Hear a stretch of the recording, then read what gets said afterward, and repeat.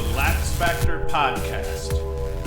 What is up, college lacrosse fans? You're watching episode number 257 of the LaxFactor podcast. I am your host, Ted Hoost, and today we're going to talk about games from Friday and Saturday. I will not forget the games from Friday this time.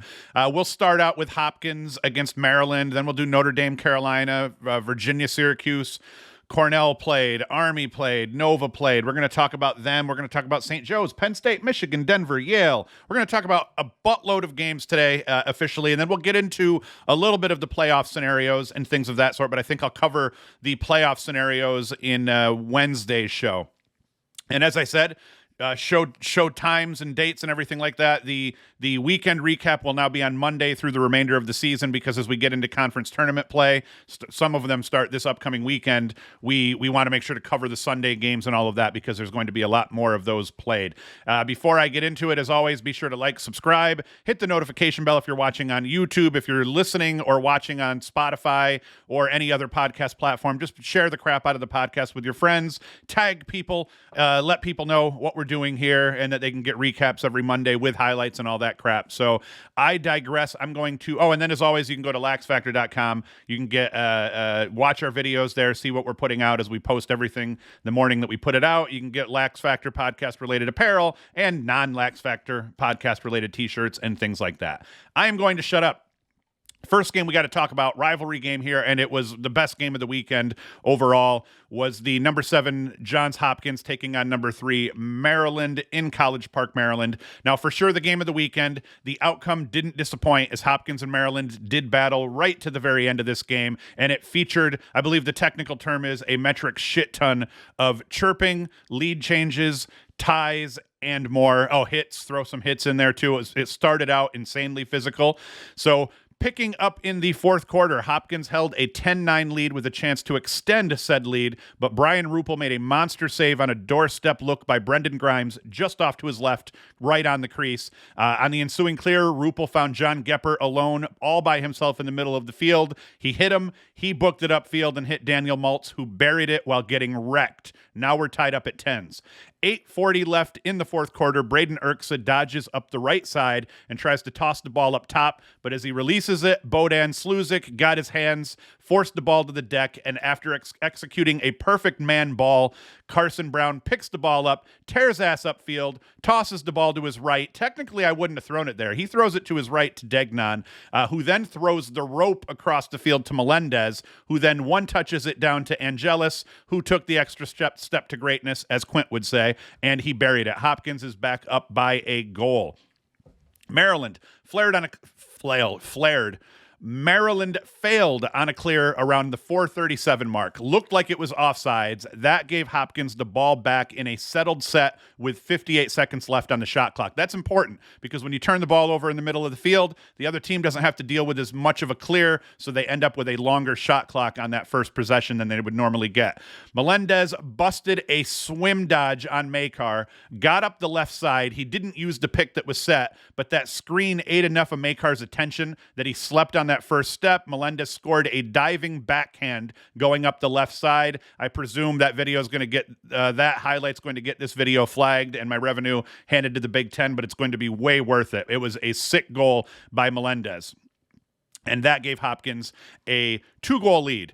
Maryland would manage to get one back with 54 seconds left in the game, and Weirman would win the ensuing faceoff, giving the Terps a chance to tie things up, but Zach Whittier turned the ball over with 19 seconds left in the contest. The Jays' clear was successful, and Hopkins picked up the monster win against their hated rival Maryland. Huge key in the victory for Johns Hopkins, and this was a huge key in this victory. Tyler Dunn went 14 of 23 from the dot. His wins held Luke Weirman to 13 of 27 on the day, and that stat is huge. In a one-goal game, the player that surprised the most should get the MVP, and while Melendez paved the way with 5 points, including the eventual game winner, Dunn had no business actually getting the best of Weirman, except he actually did, which was just absolutely bonkers. Melendez, as I said, 2 and 3 for 5 points off 5 shots. Very efficient day for him. Jacob Angelis, 3 and 1. Collison, freshman midfielder, 2 and 0. Degnan, 2 and 0. Hopkins got it done here, but as we look at the most important stat of the day, Tyler Dunn holding his own on the faceoff dot. Now, Matt Naruski, he's part of that kind of two-headed monster Hopkins uses to try to figure out face-off guys give Dunn a break. He goes 0-4, but Dunn, he gets it done. 14 of 23 against Luke Weirman, the best face-off guy in the country. So that is a hell of a job there by Dunn. Braden Erksa, as a freshman, just an incredible player, a huge pickup for Maryland, a huge surprise. Not a surprise that he was this good. I knew Erksa was going to be good. I just didn't know when Erksa was going to be good. I figured he'd be kind of a role player this year, but being thrust kind of into the spotlight with all their losses, Erksa has had an incredible season so far. He was 4-1. Maltz was 4-0.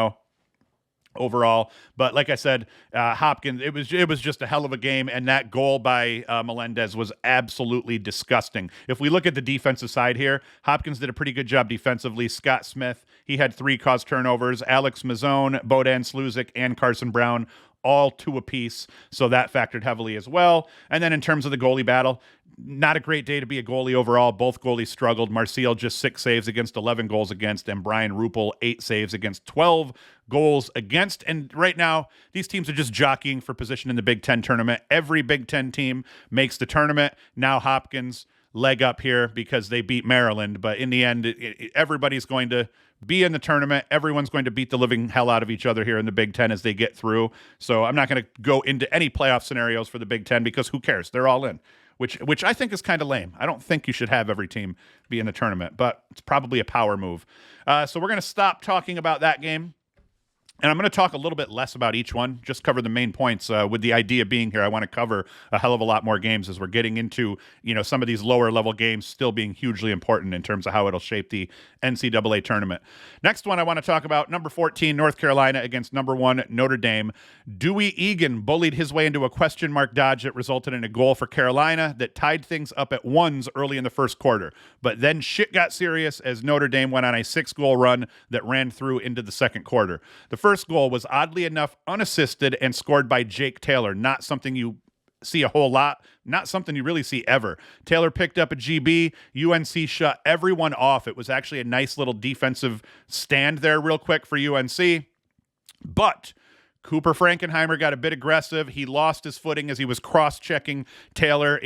Taylor inside rolled him, slow sprinted to the crease, and I say slow sprinted because it was a slow sprint, stuck it just as he got above GLE while eating a glancing blow from a sliding defender.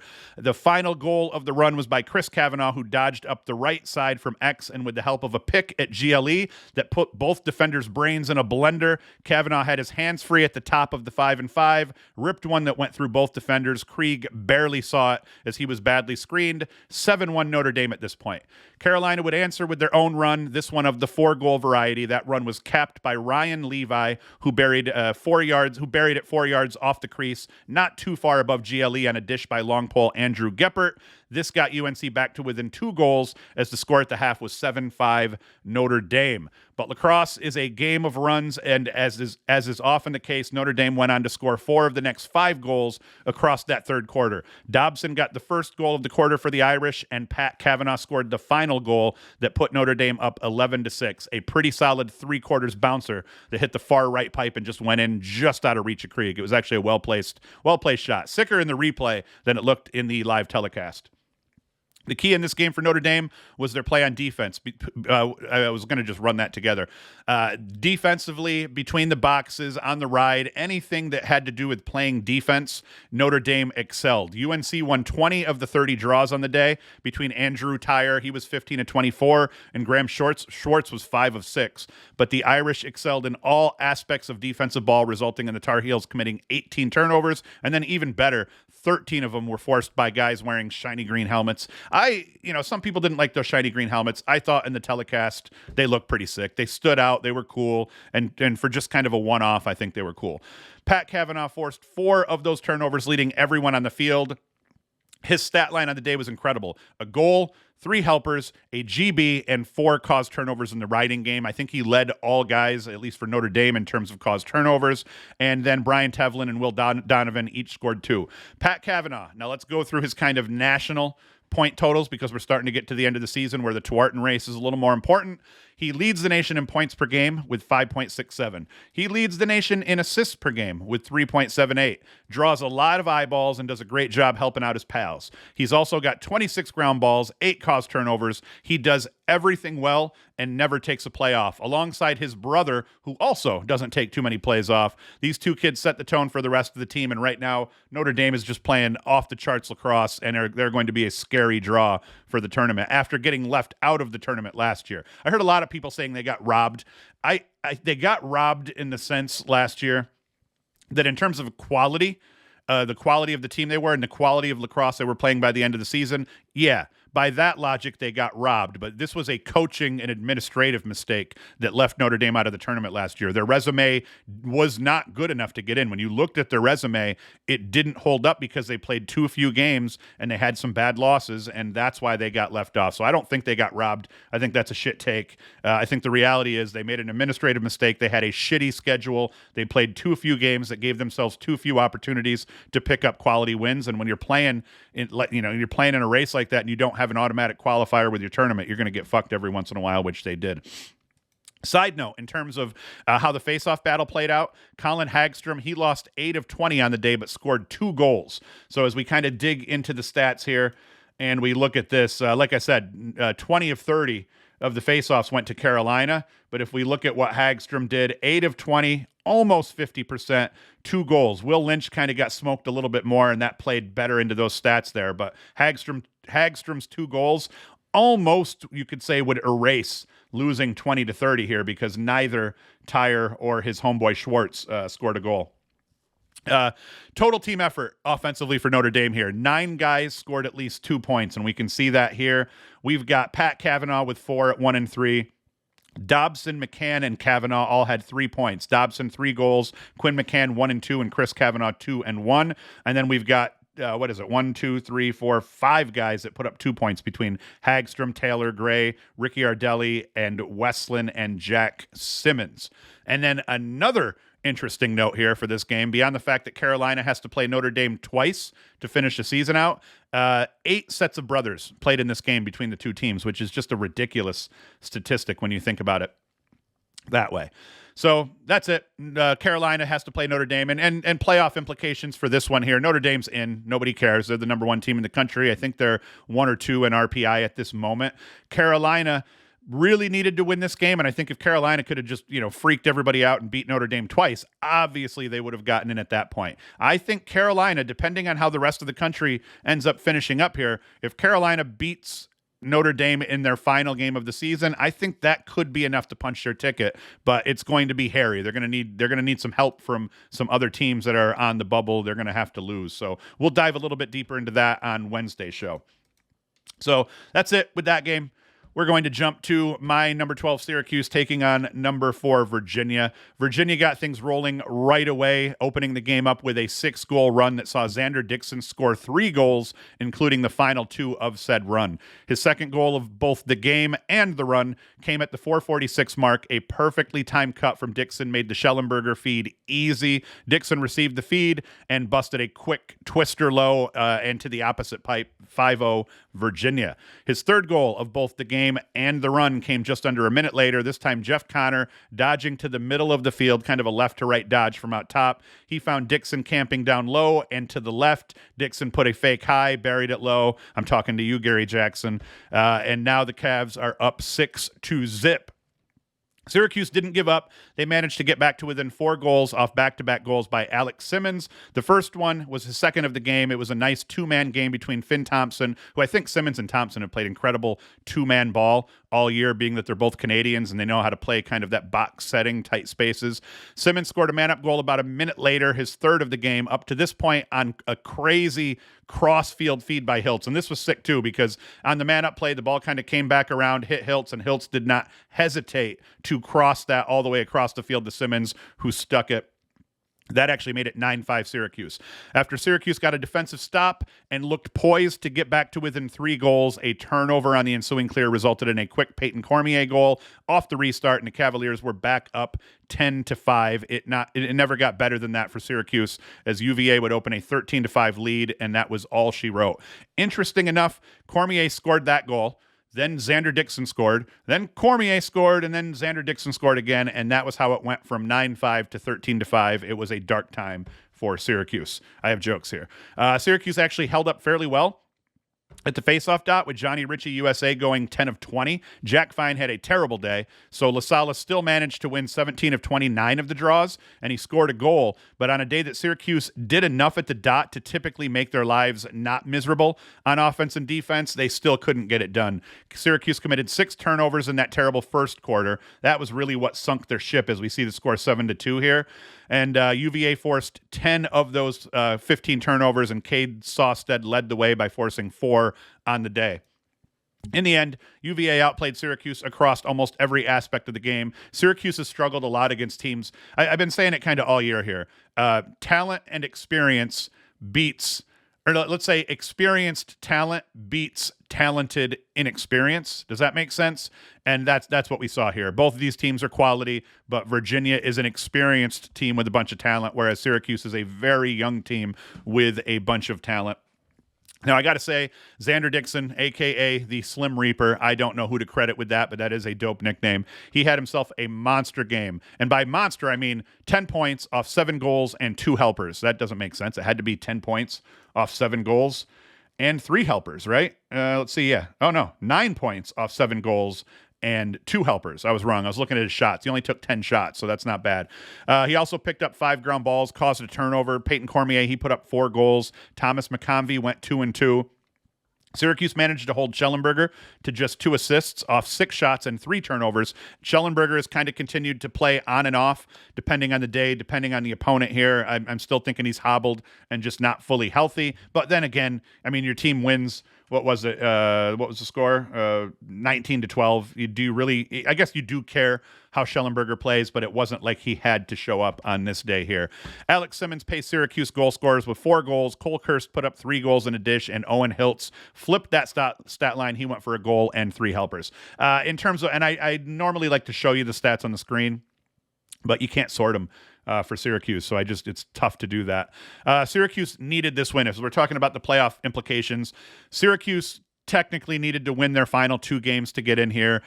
This makes it more difficult for them, and just like Carolina losing to Notre Dame this weekend, Syracuse losing to Virginia this weekend, they were already on the bubble, but I still believe that if Syracuse can beat Notre Dame in their final game of the season, and if North Carolina can beat Notre Dame in their final game of the season, I think that'll drop Notre Dame a little bit, but it won't drop their RPI so badly that it's going to count against Syracuse or UNC. And I think if Syracuse can win their final game of the season and UNC can win their final game, I think they both have a shot to get in. Once again, it's just a shot, and they're going to need some help from some other teams in the sense of those teams losing.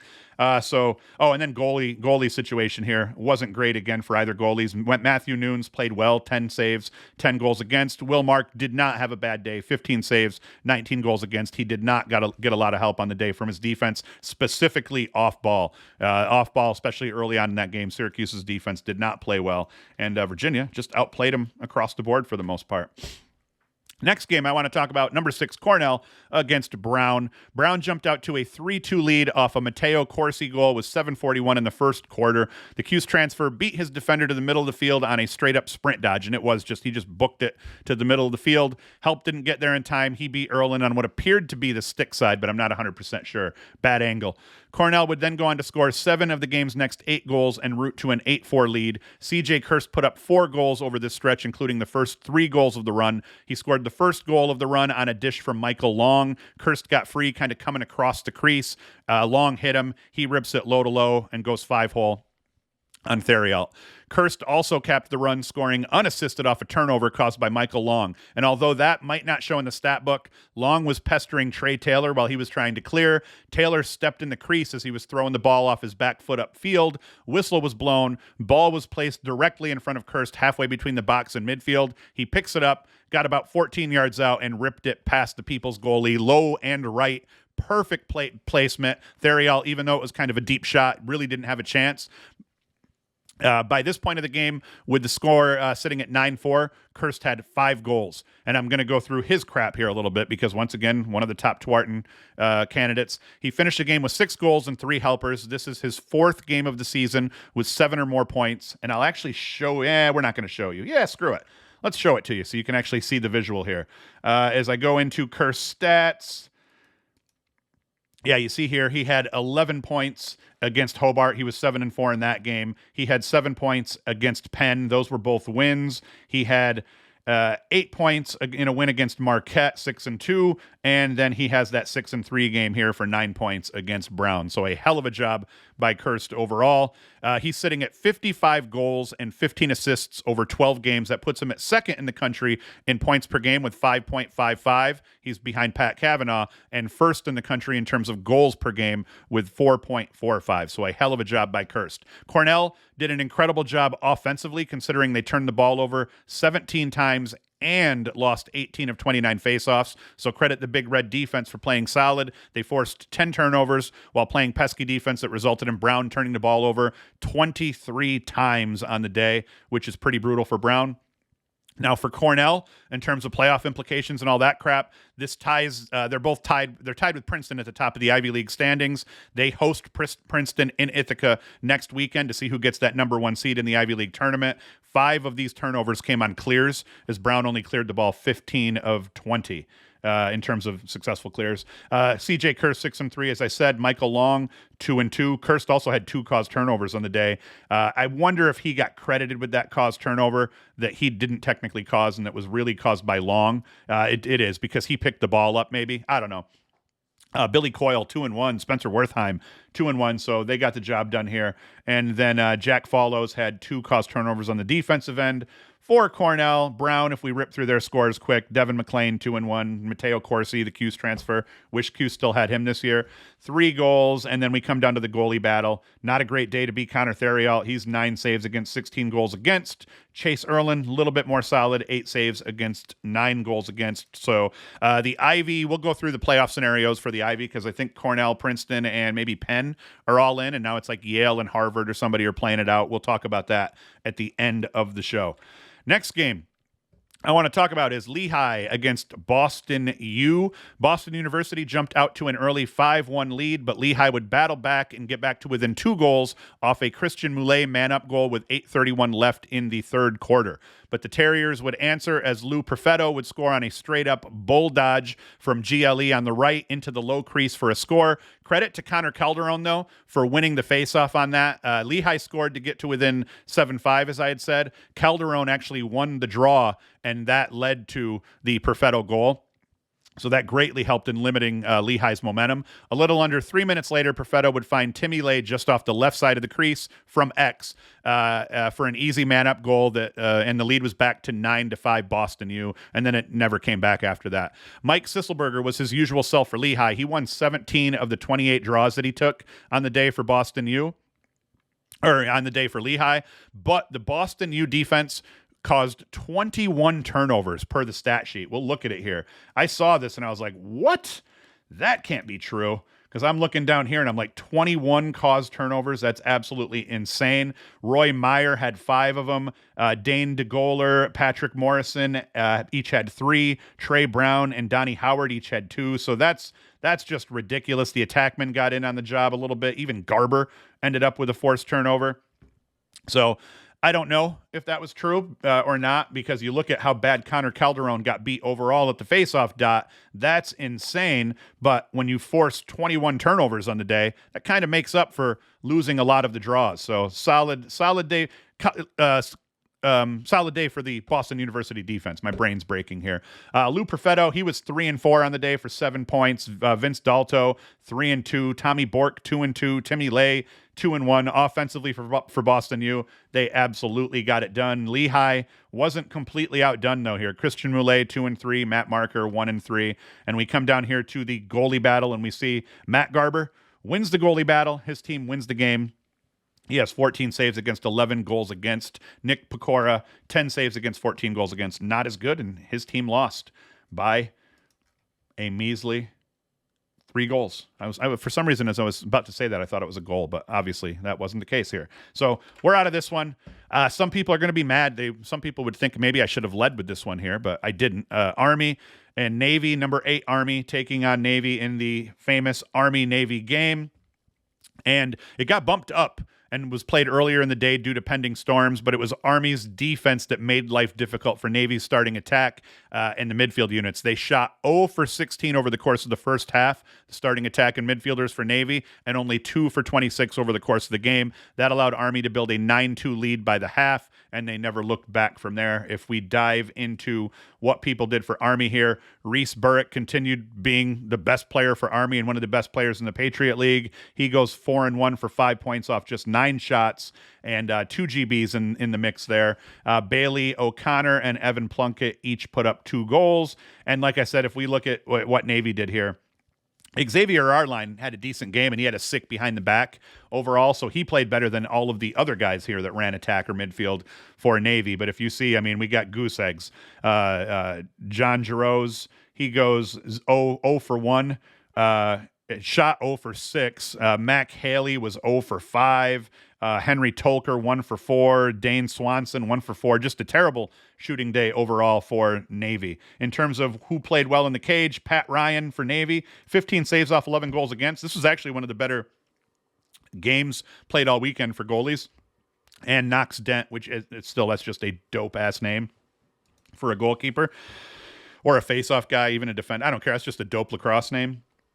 10 saves, 6 goals against in the win, and we'll dive a little bit into Patriot League crap here, like I said, at the end of the show in terms of playoff standings and everything, but Army is just ripping shit up in the Patriot League, and I think they're undefeated at this point.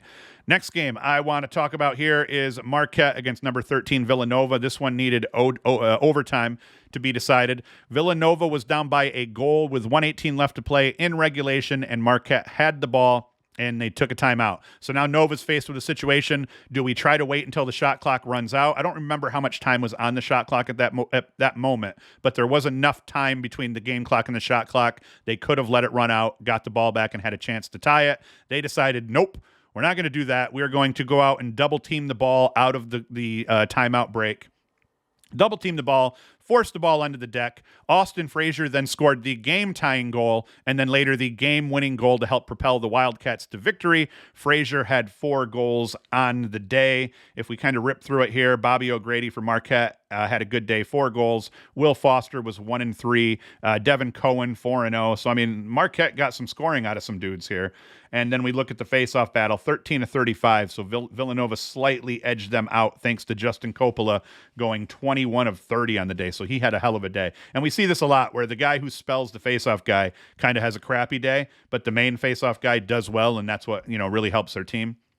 And then in terms of scoring, Frazier led all scorers he led all scorers in terms of goal scoring for Villanova with 4 goals. And then it was Matt Licata and Patrick Daly who each put up 3 and 1. Campbell was held to 2 goals off 14 shots, Matt Campbell was. So that is not very good. Had he shot the ball a little bit better, they probably wouldn't have needed overtime in this game. And then we look at the goalie battle here. Once again, rough day for goalies across the board. Offenses are starting to really hum. Will Vuitton, 6 saves against 15 goals against for Villanova. That is terrible. Lucas Lawis had a better game. He goes 11 saves against 16 goals against. So overall, hell of a game here. And once again, I said we will talk about playoff scenarios a little bit later. Here is the game-winning goal that Frazier scored. So I'm going to shut up. We'll let you watch this. That's it. Pretty easy there, right? Make it look like you're about to dodge. They don't come out and really guard you and get on your hands. And Frazier stuck it, and that is the ball game for Villanova. Next game I want to talk about here is UMass against St. Joseph's. And what we have here is, beyond this being a conference game and having all sorts of implications and being important, because if UMass could have won this game, they would have been tied with St. Joseph's at 3-1 in the A10. They end up losing this game. Now, I say this game was crazy important because if we look at the face-off guys, we've got the Drip King, Caleb Hammett, going 12-3 on the day against one of the best face-off men in the country in Zach Cole, who went 11 of 23. So Caleb Hammett, the Drip King, showed up with his Riz fully loaded, and he actually got the better of Zach Cole, and that does not happen very often, and that's why this game ended up coming down to the wire. If we come down here and we look, Alex Keener, Mason Briegman, he gave UMass the lead with 1 second left in the third quarter, and UMass led 10-9 going into the fourth quarter. And a really boring fourth quarter that saw only 2 goals scored, but both of them were by St. Joe's. They tied it up with 11:18 left. It was a Levi Versch goal, unassisted. And then with 10:13 left in the game, Levi Anderson scores his 31st goal of the season, and that gave St. Joseph's a 1-goal lead that they held on to through the end of the game. Like I said, Hammett, hell of a job there. 12 of 23 against one of the best guys in the country. And Hammett's a young guy, so that's going to be huge for UMass moving forward here. Carter Castillo, 1 and 2. They kind of spread it out here for UMass. Nobody went off and got crazy. Similar for St. Joseph's. Matt Bomer, 2 and 1. Levi Anderson, 1 and 1. Stephen Dwyer, 2 and 0. Colin Reich, 1 and 0. They got it done. Carter Page, quiet, 1 and 0 here overall. And then in terms of the goalie battle, Matt Note, he played. Yeah, not slightly. I was going to say he played slightly better. Shane Ryan did a very good job for St. Joseph's in cage. He had 11 saves, 10 goals against. He has that 1 more save than goals against. They end up winning the game here in the end. And Matt Note did not have a bad game, though. He's had an incredible season in cage for UMass. A big reason why they're in the hunt here within their conference coming into this point of the season. He makes 11 saves against, 11 goals against, but he gets the L. So that kind of stinks here, but that's it. Now we're going to skip back. I always forget the Friday games because I'm a moron. We're not going to forget the Friday games today. We've got Penn State. Penn State just beat up Rutgers. You look at it, they jump out to a 5-zip lead. Rutgers kind of answered, then another run. It's 8-3 at this point. What was it at halftime? It was 7-3 at the half, and then they score, 4 of the first 5 goals to come out. So they rolled Rutgers overall here. It was kind of ugly. If we look at what Rutgers did, nobody really did anything. We look at the face-off battle here. Rutgers won 15 of 23, so Rutgers did manage to win the bulk of the face-offs, but that did not matter because the Penn State offense was very efficient and operating at a what? I don't even know what the hell I'm going to say there. TJ Malone, 1 goal, 4 helpers. Kevin Winkoff, the Binghamton transfer. I keep saying that because I've been impressed with this kid, with what he's done for Penn State this season. He was 3 and 1 on the day. Luke Mercer, 2 and 2. Ethan Long, 2 and 1. And then in cage, Frasian was an absolute animal. 17 saves against 5 goals against for Frasian in cage against, Kyle Mullen, who struggled early, especially. You could tell Kyle Mullen was not seeing the ball well. They didn't pull him early, which I was glad to see. I don't like it when they yank goalies early in games because I feel like most of the time when you're watching these games, it's not really your goalie's fault. And I get it. You're looking for a spark, but who better to spark your team than the goalie that's been taking the multitude of reps? So credit to the Rutgers staff for not yanking Mullen, but he was having a rough time early in this game. But Frasian, yeah, he's just been having a hell of a season as well. So good job by Penn State. And we're going to ditch this one, and now we're going to talk about the next game that was played on Friday. I don't know about in terms of sequence or whatever, but Ohio State against Michigan. They're calling this one of the biggest rivalries in lacrosse. It is not that. Very few people other than these two teams here and fans of these two teams care about this rivalry. I'm a Cuse fan, and I care about the Hopkins-Maryland rivalry. I care about the Army-Navy rivalry. There's almost nobody in college lacrosse that cares about Ohio State and Michigan. I know they do. I know it's a huge rivalry for them, and I know it's a big deal for the schools. I'm mentioning, I heard somebody talk about this as if this was one of the biggest games of the weekend because of the football rivalry. And it's like, I could give a shit about the football rivalry between two schools. It's what's the rivalry like between the two lacrosse schools? And I just don't think this one's a big deal.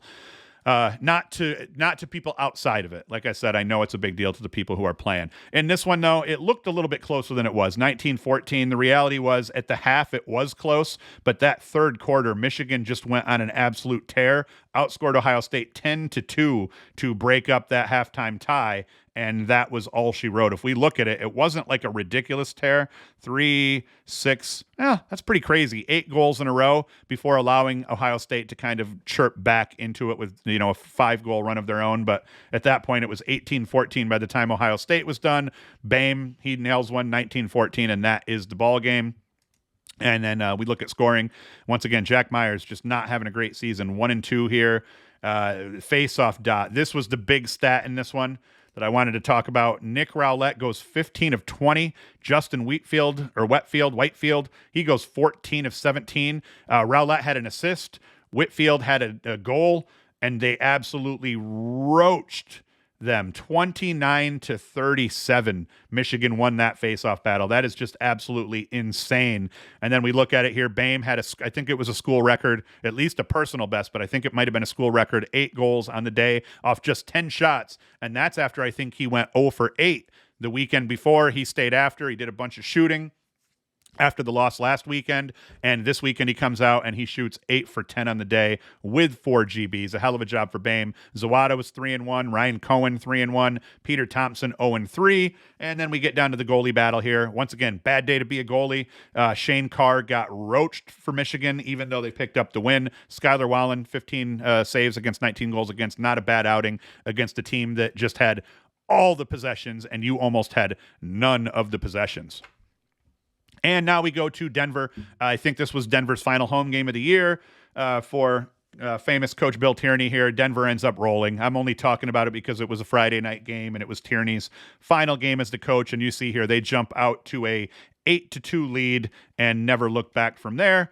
If we dive into the individual stats for Denver specifically, Alex Stathakis won 14 of the 23 draws. He's had a hell of a season for Denver. A huge reason why Denver is sitting where they are right now, because I actually thought Denver was going to have a rough time. I was expecting them maybe to even finish as poorly as 500 this season, and Stathakis has been an absolute monster at the dot for them. If we dive into his stats and we look at him a little bit game by game, you see here, he has had very few games. Has he even lost a battle all year?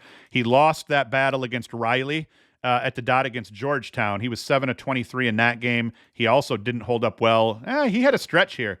You look at this 3-game stretch here. Georgetown was a loss, and then they beat Villanova, and then they beat Townsend. So he struggled in those 3 games, but got back on track here against St. John's, got back on track here against Providence, and he's having a hell of a season. You know, I wish I didn't look at that, because now I know that he had a bad 3-game stretch, but for the most part, he's been incredible for Denver overall. And then in terms of scoring for Denver, Michael Lampert 0-4, J.J. Silstrop 4-0, Mick Kelly 1-3. What did Richie Connell 2-1? He's starting to play a little bit better.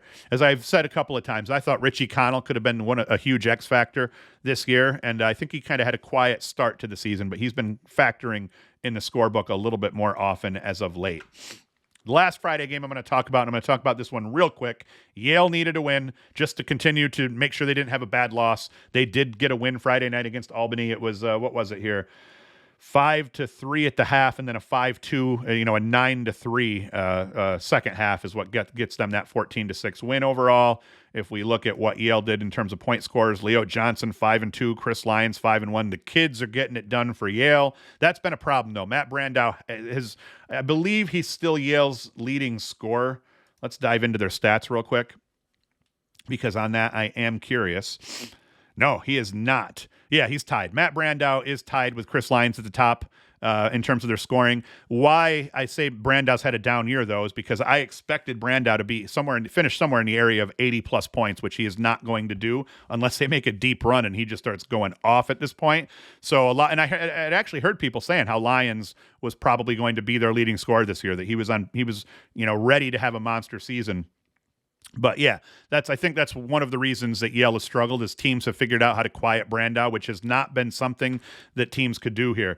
If we look at Brandow's bio and we go into his stats and you look at his career stats specifically, I mean, look at this: 74 points as a freshman, 99 points last season. So that's where I'm sitting here thinking, all right, Brandow's probably going to go off for a metric shit ton of points, and he's had a good season.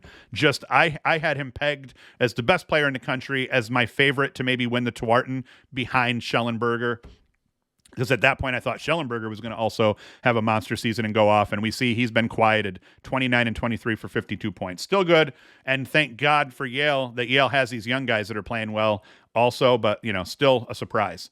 Next game, we're going to talk about Drexel against number 15 Delaware. I don't know what Delaware is in terms of the Inside Lacrosse media poll, but either way, they're ranked. I have them ranked myself here, and pretty tight here overall over the course of the first quarter. Drexel had that 4-3 lead. It was 7-5 at halftime in favor of Delaware. They edged them in the third quarter and the fourth quarter slightly to kind of slow burn to that 18-13 win. And then if we dive into the stats here, specifically, let's look at what the winning team did. I hate it when they don't let us sort these. What are they thinking, man? Jason Kohler, 4-1 for Delaware from the midfield here. He was 4-1 for 5 points. J.P. Ward, 2-2. Ty Kurtz, 2-1. Let's see. Kilcarry. Oh, I was going to say, did he get an assist or some crap like that? Nope. Face-off battle. That went Drexel's way. We're not even going to look at that one, though. But once again, goalies didn't have a great day overall. Delaware does get the win, though, and they're now 6-0 in the CAA. That actually gives Delaware, I believe, the regular season title alone in the CAA, plus they get to host the tournament now. So that's a big deal for Delaware. Hobart, Richmond, another A10 game where teams are jockeying for position here overall. It was tight early. Hobart, 6-4, had a lead, 2-goal lead after the first quarter, and then an 8-3 quarter over the second in favor of Richmond. Undid all of the dope shit that Hobart had done up to that point, and Richmond goes on to win 20-15 on the day. If we dig into what Richmond did, they had a bunch of guys put up points. Dalton Young had a hell of a game, 4 goals and 4 assists for Richmond. Aiden O'Neill, 2-3. Luke Graham, 4-1, and that is a weird way to spell Graham, Graum. That's just funny. Derek Madonna, 4 goals. So Richmond got it done offensively in terms of the face-off battle, split pretty evenly overall. And then goalies, if we pop in here, once again, not a great day to be a goalie. Richmond, Zach Veek actually did the better job, 15 saves, 14 goals against. His team picks up the victory. Penn and Dartmouth, and once again, just jockeying for Ivy League positioning in terms of the tournament here. Penn beat Dartmouth up. Let's just do our Sam Handley check here. Sam Handley, 4-2 against Dartmouth. He off just 5 shots. A hell of a game for him. Cam Rubin, 4-1. Ben Smith, 4-1. Tynan Walsh, 1-3. Not a bad job. What did Emmett Carroll do? Emmett Carroll, 11 saves against, 3 goals against, so he didn't do bad. I actually had popped in for the fourth quarter and saw Carroll wasn't in the game at that moment. I was like, oh, crap, did he play crappy? But they just spelled him deep into the game because they were whooping some ass, and that was the end of it. Again, we'll talk about the Ivy League.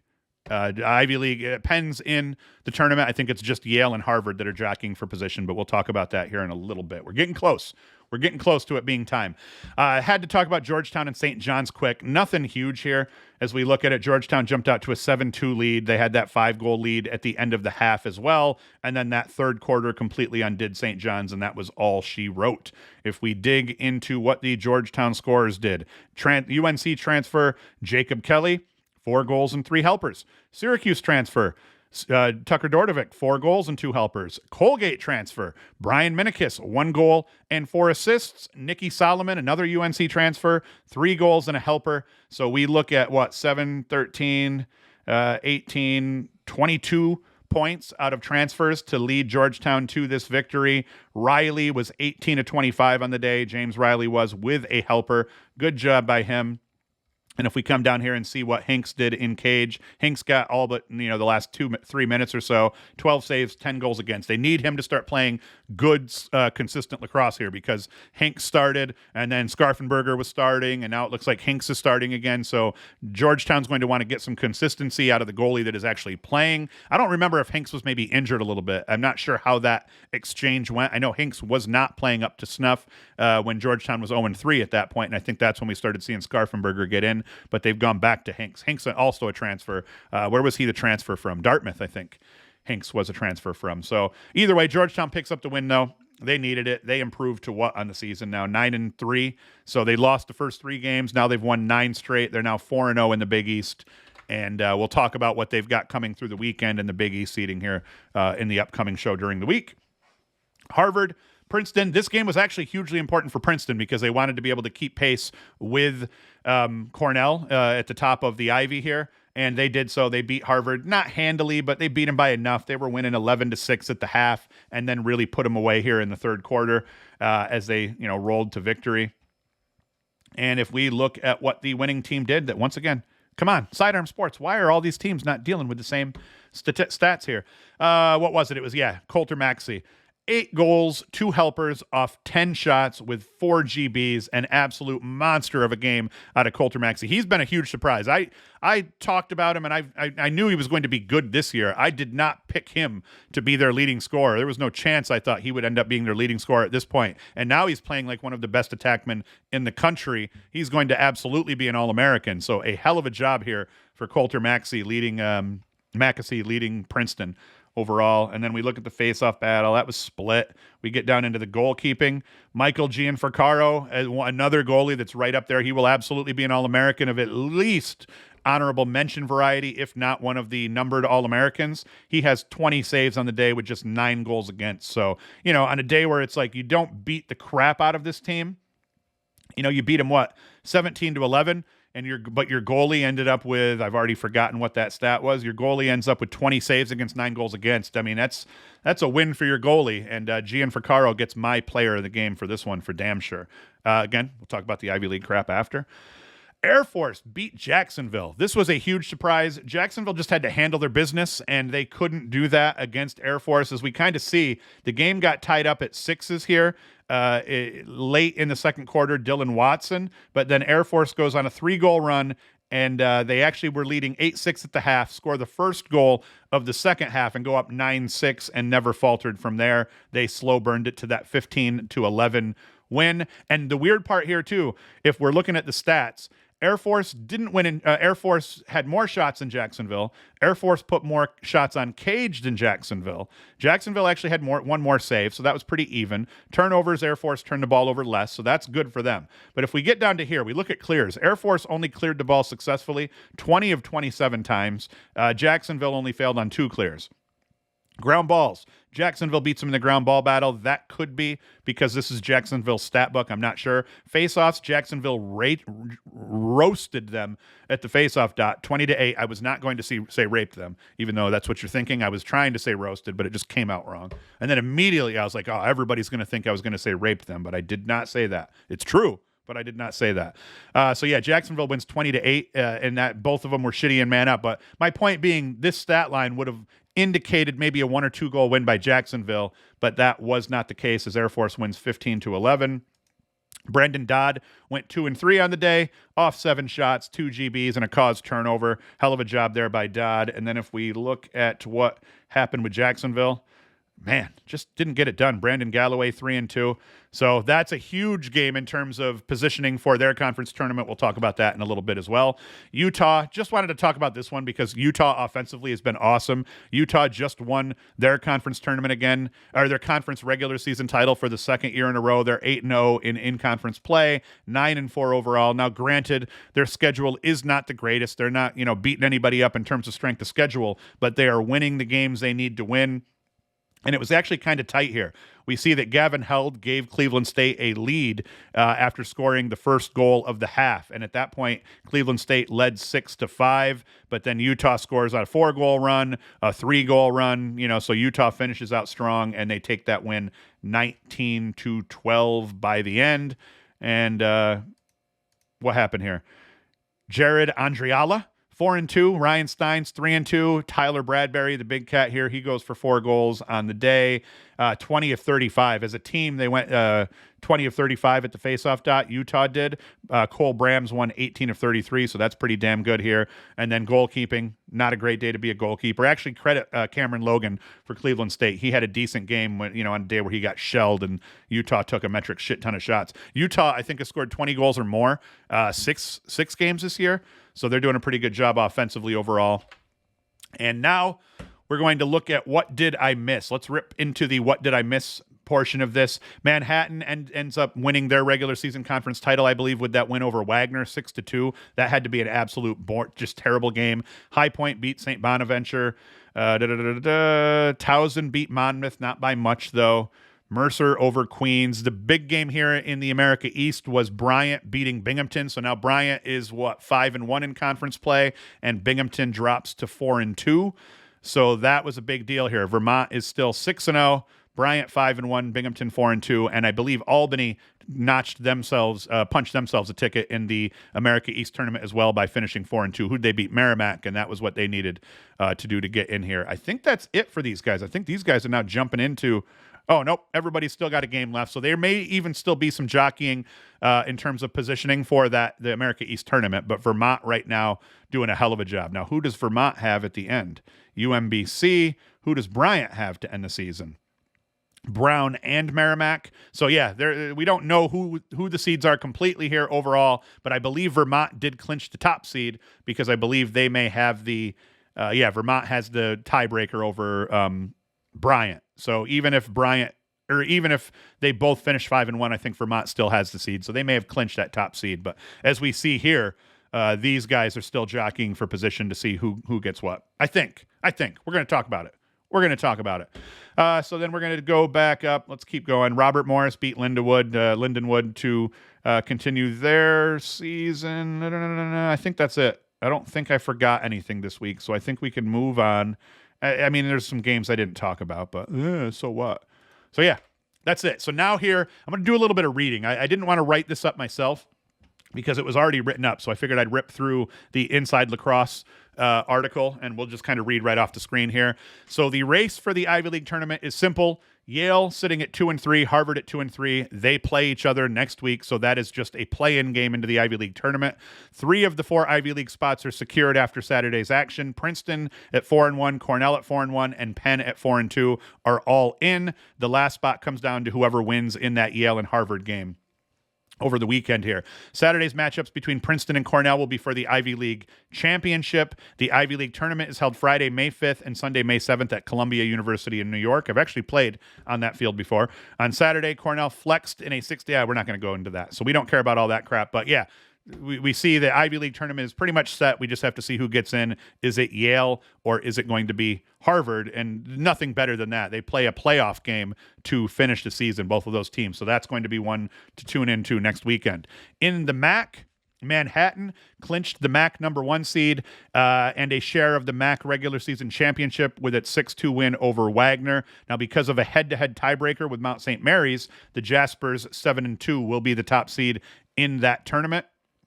And let's see here. Siena had a winner-go-home scenario as well. They end up winning, and now they're going to end up being in the conference tournament as well. So Siena scored 9 goals and locked up that postseason berth. Yeah. Okay, so here it is. MAC tournament here. Quarterfinals will be Saturday, April 29th. Number 5 Sacred Heart at number 4 Siena. And then we also have Quinnipiac. Number 6 seed Quinnipiac taking on number 3 Marist. So those are going to be the first games in that tournament. And then the lowest remaining seed will play Manhattan that Thursday, May 4th. And then the highest remaining seed will play Mount St. Mary's. And that's how the MAC is going to play out. CAA, Delaware won the regular season title, as I already said, with that win over Drexel. And if we come down into here where they have it, ooh, they don't have it. What is the deal in here? Okay, so yeah, the only thing we know here so far in the CAA is that Delaware is going to host that tournament, and I'm not sure who else is going in. They don't really say here either, so that must be completely still up in the air. America East, Vermont, they did lock up that number 1 seed. As I said, they have the tiebreaker over Bryant. And the final spot in the tournament comes down to Sunday as Albany plays Merrimack. As I said, Albany already beat Merrimack, so they've punched that ticket. So the Danes won, and they're in. And yeah, so I don't know if the seeding's set yet, but it looks like those 4 teams are all that I mentioned earlier are all in fact in here. If we dive into the ASUN, like I said, the ASUN's now up in the air because freaking Air Force beat Jacksonville. But if we come down here and we look with Utah Air Force, Jacksonville, and Bellarmine are secure. The last 2 spots for the ASUN tournament will come down to the last week. Mercer and Robert Morris have the inside track, but Cleveland State is not out of it completely yet. Mercer and Robert Morris are both 4-4. Cleveland State is 3-5, and they're also still in the mix for those final 2 spots. A10. Richmond wins that shootout with Hobart. That's going to help them. Let's see here. Richmond takes on St. Bonaventure next weekend. UMass will host Hobart in a key Friday night game, while High Point hosts St. Joseph's on Saturday. Let's see. And I thought there were implications on that, so I don't know who's trying to fight for the final spot here. Let me see. Oh, yeah. Okay, here it is. At 3-1, the Spiders will be a part of the inaugural A10 tournament along with St. Joseph's. And then it's UMass, High Point, and Hobart who are going to fight for those final 2 spots. So St. Joseph's is in. Richmond is in, and it's between UMass, High Point, they're both 2-2, and Hobart, who's 1-3, who are going to play, whoever they play over the course of the final weekend. We'll talk about these more on Wednesday. I'm just trying to rip through them quick now, just to continue with the content. And I think that's it. I think that's all I'm going to talk about, man. I mean, we're sitting here at 54 freaking minutes. You guys have been listening to me if you're sitting at this point. If you are one of the people, especially if you're on YouTube, or anywhere, and you made it to the 54-minute and 19-second mark, throw a comment out and say, I listened to the whole 54-minute episode. Hit me on Twitter and say that you did it. Hit me in the comments on YouTube and say, yes, I actually did listen to this whole podcast. The kicker for me, I always try to keep them around 30, 35 because they do a little bit better on YouTube. I felt like, fuck it, who cares about my stats overall? If I get 100 less views, but I do a 54-minute show and I entertain people a little bit more and I do a better job, let's just do the longer shows. So if you made it to the end of this, please let me know. Yes, I'm listening to these to the end, even when you ramble for 54 minutes, because it does matter in terms of positioning and how I do in terms of coming up in the search and YouTube and all that crap. So that's it. But come back Wednesday. I'm not going to let this one sit. I want to do the show on Wednesday to make sure that we're ripping through and we're doing the previews for this upcoming weekend. I will talk a lot more about the playoff positioning and what that all means for everybody. And we'll go from there. We're going to have a hell of a weekend of college lacrosse. I'm going to pray to God that Syracuse wins this weekend against Notre Dame and that's good enough to get them in. We're going to see. But that's it. Be sure to like, subscribe, all that crap, as I always say. You go to LaxFactor.com. You can support us that way. We do all sorts of shit on here. You can get team apparel. You can buy swag, you name it. And I'm going to shut the hell up now because now we're at 55 minutes and the YouTube gods are going to get angry. So come back Wednesday. We'll do the weekend preview show. We're going to talk about playoff positioning and all that crap, and we'll go from there. Thank you for watching. Thank you for listening. And Hoost is out. The LaxFactor Podcast.